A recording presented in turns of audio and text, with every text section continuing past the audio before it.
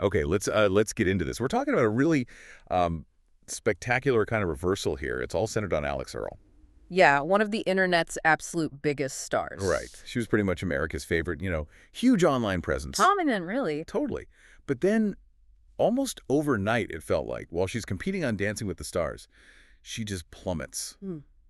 Goes from fan favorite to, well, public enemy #1 for a lot of people. It's such a classic reality TV twist, but amplified. You expect drama, maybe about the dancing, or I don't know, a backstage feud. Mhm. But this wasn't that. This firestorm, it was entirely about her past, and specifically how that past crashed right into the whole public voting aspect of the show. So our goal here in this deep dive is to look beyond the dance routines and really unpack this Alix Earle DWTS situation that blew up in October 2025. And it seems like it boils down to three main things based on the sources. Exactly. According to what we've seen, it's Yeah. one, this big lawsuit that kind of got settled quietly, two, a political post that got dredged back up, Very visible one, yeah. and three, this sort of secret, or maybe the implication of that quiet settlement, the money side of her fame that the internet just seized on. Yeah, it really puts a spotlight on this clash, doesn't it? You've got massive fame, this influencer power bumping up against legal history, political statements. All judged in the court of public opinion. Right. So the question becomes, was this backlash like inevitable justice, or was it more of a targeted campaign, almost a setup to make her pay financially and reputationally? That's the key thing to figure out. Because DWTS, it's supposed to be fun, escapism. Glittery costumes, comeback stories. Yeah, exactly. But this season, it turned into something else, a place where past actions, specifically legal actions, were used against her while she's asking people to vote for her. And we really need to nail down the timeline here, because the whole meltdown in October 2025, it didn't come out of nowhere. No, not at all. Its roots are clearly back in 2024, a full year before she even stepped on the dance floor. That's right. So, way before the Paso Global was even on her radar, back in 2024, Alix Earle took a pretty bold step. She filed a lawsuit against GymShark. The athletic wear giant, yeah.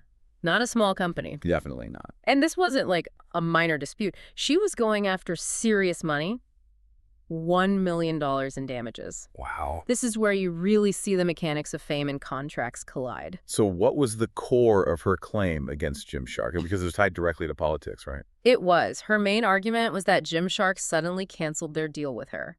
And the reason, she alleged, was the negative reaction the brand got after she shared a specific social media post, a pro-Israel post. Okay. So she felt she was being dropped because of her political stance, which she argued broke their contract. And here's the part that often gets missed in the online shouting matches. Her legal argument wasn't really about, like, a First Amendment right to say whatever she wants. No, not primarily. She was arguing about the contract itself, breach of contract. She claimed that her views, including those kinds of posts, were already out there, public knowledge, before they even signed the deal. Exactly.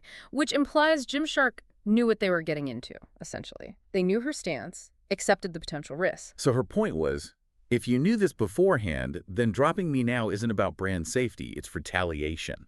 It's costing me money. It's a very specific legal argument. Yeah. It pits the contract's integrity against a brand's maybe fear of public opinion or maybe just changing their mind. But it never actually went to a full trial. No, it was settled, quietly, out of court, months after it was filed. It seemed like, okay, chapter closed, standard stuff in the business world. Done deal. But this brings us to that third element you mentioned, that secret the internet wouldn't stop digging up. Right. What was that? Because the post wasn't secret? The lawsuit filing was public record. The secret wasn't the facts themselves, it was the implication drawn from the quiet settlement. Okay, explain that. What implication? Well, think about it. It settles quietly, no public fight, no judgment saying Alix was right or GymShark was justified, just silence. And probably a check changing hands somewhere. Probably. Combined with that initial $1 million demand, critics could then frame the whole thing as purely transactional. She used a political stance, potentially, to secure a payout when a deal went south. Ah, okay. So there was no public vindication, just a quiet resolution involving money. Exactly. And that narrative that she monetized the controversy around her speech, that's what got weaponized when she stepped onto that DWTS stage asking for votes, asking for free public support. So let's jump forward. October 2025. Alix is performing. She's trying to win the mirror ball, and it all hinges on people picking up the phone or voting online. The moment she needs that public goodwill the most. And that's when this history gets dragged out. Yeah. Fans, critics, whoever, they start pulling on that thread from 2024. Oh, yeah. The internet went into overdrive. That lawsuit, the political stuff around it, suddenly it's everywhere. Resurfaced, amplified, and the reaction online was immediate and pretty vicious. It wasn't just, oh, her samba needed more work. It was way deeper. People were questioning her character, her motives. The main charge was hypocrisy. Right. The argument became she only uses her voice, takes a stand when it's convenient. Or, more pointedly, when it benefits her financially. That's the real sting. That was the core criticism driving the backlash. It taps right into skepticism about influencer culture. And the argument they used against her was powerful, you have to admit. It was basically, look, if you sued a company for $1 million because your political speech cost you money, how can you now turn around and ask us, the public, for our free support, our votes, just because you want to win a trophy? It's a really pointed question about accountability, isn't it? It frames her past legal action as setting a precedent. Like the public is saying, okay, you put a price tag on the fallout from your speech back then. Fine. Now you want our support. We're going to factor that transaction into our decision. It's almost like they felt she'd traded authenticity for a settlement, and now they weren't willing to give her authenticity back in the form of votes. Which is why those calls for her to be removed from the show got so loud. Yeah, people were explicitly saying she shouldn't be there. The logic was someone who took legal action over the consequences of their political expression shouldn't get to benefit from a popularity contest judged by that same public opinion. Wow. So it really escalates beyond just a dance show. It pushes right into this ethical gray area about public personas. Definitely. Like once you've taken that kind of very public, very legal, very financial stance about your influence in your speech, can you just switch hats? Can you just be the dancer and expect people to forget the influencer who sued? It's a huge question, but we should be clear, not everyone saw it that way. There was a defense, right? People pushing back. Absolutely. And it's important to cover that. Her supporters had strong arguments too. What were they saying? Well, basically, that she had every right to speak her mind and pursue legal options if she felt wronged in a business deal. Those two things aren't mutually exclusive. Okay. They argued her platform, her views, they existed before DWTS. Joining the show didn't erase her history or her right to defend her contracts. So punishing her now for something that happened before and was legally settled felt unfair to them, like a targeted attack. Exactly. They saw it as trying to penalize a woman for basically standing up for her business interests. Their point was, judge her dancing, judge her performance on the show. Keep the legal history separate from the cha-cha scores. Right. Her past legal battles shouldn't disqualify her from the competition itself. If she's good, she deserves the votes based on that. But that really hits the core tension, doesn't it? This idea of what some people are calling the visibility tax. Explain that. It's this idea that when you reach that level of fame, like Alix Earle, you trade privacy for exposure. And part of that trade, critics argue, is that you're subject to constant scrutiny, perpetual accountability for everything. Everything you've ever done or said, especially if money was involved. Precisely. And that's the powerful counter-argument to her defense. Once you step onto a stage like DWTS, asking for public votes, which is a direct appeal for support, your entire history becomes fair game. That's the argument. Yeah. The narrative becomes Alix Earle, by suing over the financial impact of her speech, drew a line. She defined a boundary where speech and money intersected for her. And now the voters are just holding her to that boundary, enforcing the cost associated with it. That's how her critics framed it. You made it transactional, so don't be surprised if the public treats your request for support as transactional too. So the stakes here are way, way higher than just who gets the highest score from the judges.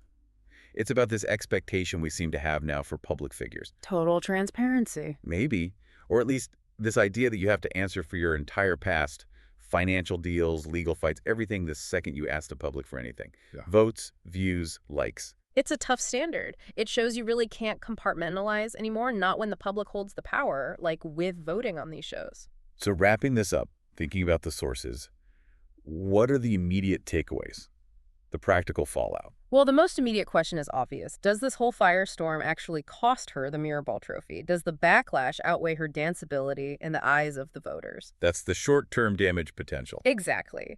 But the bigger picture, the broader implication, is what this signals for reality TV going forward. How so? Does this whole episode force producers, networks, casting directors to totally rethink how they handle contestants with, let's say, complicated or controversial histories, especially political or legal ones? Right. Does the background check suddenly need to include, like, a deep dive into every lawsuit ever filed? Every potentially controversial contract clause? Because the audience just proved they're willing and able to do that digging themselves and Yeah. use it. It absolutely changes the risk assessment.